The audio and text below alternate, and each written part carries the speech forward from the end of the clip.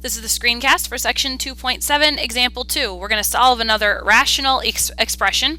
This one's a little bit trickier just because it has a subtraction sign in the denominator, but we're going to approach it in the same way. I'm going to take the original function and multiply every single thing by the denominator, but as a quantity.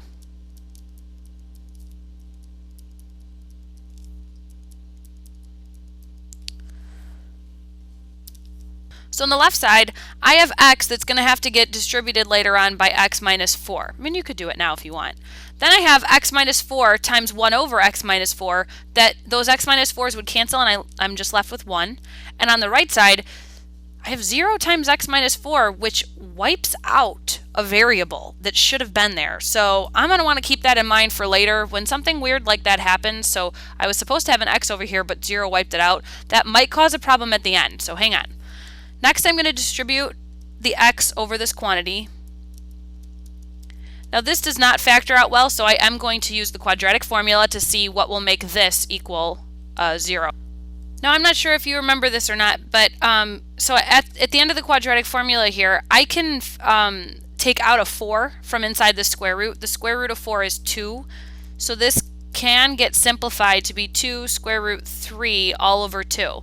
Now 4 divided by 2 and 2 divided by 2, I can simplify.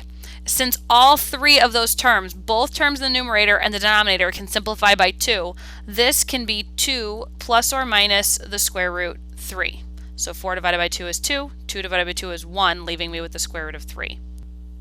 Now I wouldn't expect you to plug in 2 plus the square root of 3 into this function and see if it equals 0. I mean, you could, but it's going to get a little bit complicated. Instead, let's take the calculator, and I'm going to put the original function into y1.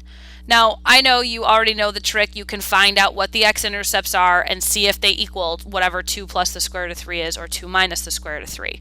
What if we go to the home screen and we take y1, so alpha y1, and change its input to 2 plus the square root of 3. If 2 plus the square root of 3 is correct, when I plug 2 plus the square root of 3 into y1, which was x plus 1 over x minus 4, it should equal 0. So let's see what happens. Yay! Alright, now let's try it again with 2 minus the square root of 3.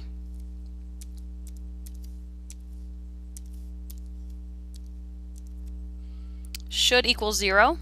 Yeah, it does. So nothing tricky here except for using my calculator to plug in my very complicated end resulting values to make sure that they do make the left side equal to the right side and our solutions. The now try problem is number 7. I'm going to get rid of the denominator by multiplying each of the terms by x.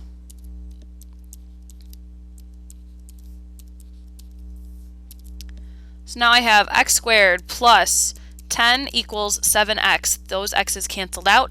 I'm going to set everything equal to 0. This one does work out nicely. That's x minus 5 times x minus 2. So I think x equals 5 and x equals 2 are going to make the left side equal to the right side. So I'm going to try those. 5 worked, so now let's try and see if 2 works. Yep, they both work. No extraneous solutions here.